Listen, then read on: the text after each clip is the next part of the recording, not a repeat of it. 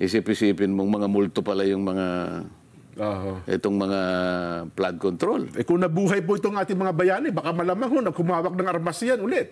Palagay mo, halimbawa, si Andres Bonifacio, buhay. Nako! Maniwala ka. Yung tabak niyan, malamang. Ilang kaya district engineer ang naputulan ng ulo? Sabihin ko sa'yo. Mabigat. Hindi naalala ko. Ano ba sabi mo nung dinefine natin yung DPWH? Ikaw bang nag-define eh? Yung ano... Tinatanong ko si... Opo. Si Nelson. Ano ba yung DPWH? Sumagot, di ba? Ano yung sagot? Department of Public Works and Highways. Tapos sumagot ka. Opo. Ano? Dito, pare, walang honest. Opo. Hindi, si Saito. Si Saito, bago ako pumanik.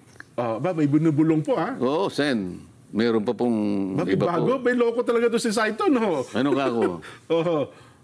Ano ka ako? Pangiti-ngiti pa eh. Alam mo naman si Saito, bago magsalita, yung ngiti parang niyang... suspense po yan eh. Pag tinignan mo, parang si Mr. Wong eh. Ha?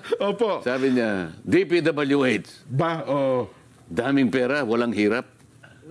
Oo nga, no, daming pera, walang hirap. DPWH Tanungin ko siya mamaya, sino nagsabi ha? Baka mamaya eh. Makakatikim sa akin doon sa Saito eh. Kung ano-ano na pag-aaral. Hindi kasi pinag-uusapan natin. Pala isip po. Araw ng kagitingan eh. Yan, diba? Opo.